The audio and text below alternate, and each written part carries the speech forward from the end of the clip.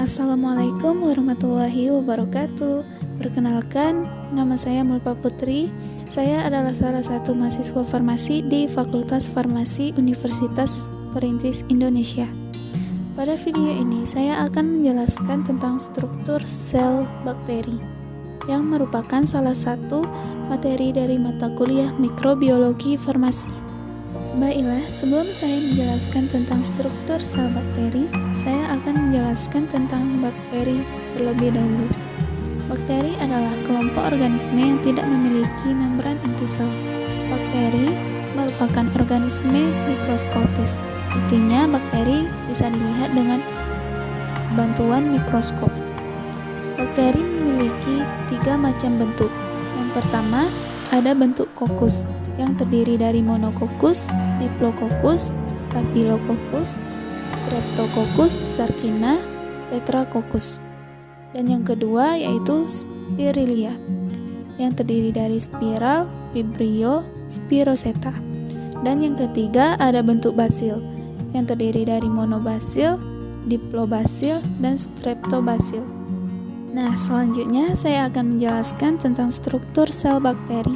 Secara umum, struktur sel bakteri dibagi menjadi 3 bagian. Yang pertama, dinding sel, yang kedua, bagian eksternal, yang ketiga, bagian internal. Bagian eksternal terdiri dari kapsul, membran sel, flagella, pili. Dan bagian internal terdiri dari sitoplasma, nukleoid, ribosom, dan plasmid. Struktur sel bakteri yang pertama adalah dinding sel. Dinding sel bakteri mengandung peptidoglikan. Peptidoglikan ini berperan dalam pemberian bentuk sel. Berdasarkan kandungan peptidoglikannya, terdapat 2 tipe utama dinding sel bakteri. Yang pertama ada dinding sel gram positif, yang kedua ada dinding sel gram negatif. Perbedaan dari dinding sel tersebut yaitu pada peptidoglikannya, di mana pada dinding sel gram positif lapisan peptidoglikannya tebal, sedangkan pada dinding sel gram negatif lapisan peptidoglikannya tipis. Nah, selanjutnya saya akan menjelaskan bagian eksternal. Yang pertama ada kapsul atau lapisan lender. Kapsul ini berbentuk padat dan tebal. Pada gambar bisa dilihat bagian yang berwarna merah. Kapsul berfungsi sebagai lapisan pelindung, menjaga sel dari kekeringan, membantu melekatkan diri pada substrat, dan menunjukkan virulensi suatu bakteri.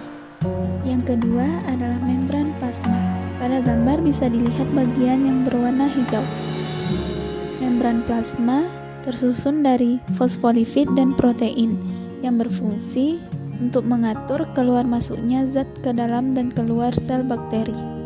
Yang ketiga ada vili. Vili merupakan rambut-rambut halus yang tumbuh dari dinding sel yang berfungsi untuk membantu perlekatan pada substrat dan penyaluran materi genetik pada saat konjugasi. Yang keempat ada flagella. Flagella berbentuk seperti cambuk yang digunakan sebagai alat gerak oleh bakteri. Flagella memiliki beberapa bentuk. Yang pertama yaitu atrik yang tanpa flagella, yang kedua monotrik yang memiliki flagella tunggal, yang ketiga ada lopotrik yang terdapat banyak flagella pada satu sisi, yang kelima ada amfitrik yang terdapat flagella pada masing-masing sisi, yang kelima ada feritrik yang terdapat flagella di seluruh badan bakteri. Nah, selanjutnya ada bagian internal. Yang pertama yaitu sitoplasma. Sitoplasma yaitu cairan tidak berwarna yang tersusun dari air, bahan organik, garam mineral, enzim, ribosom, dan asam nukleat.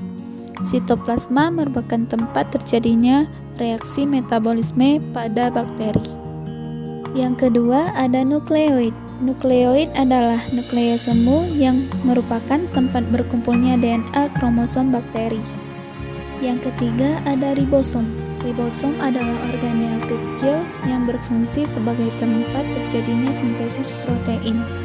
Yang keempat ada plasmid.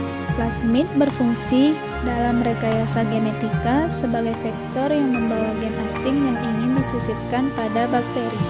Baiklah, itulah penjelasan dari saya. Semoga bermanfaat. Terima kasih. Wassalamualaikum warahmatullahi wabarakatuh.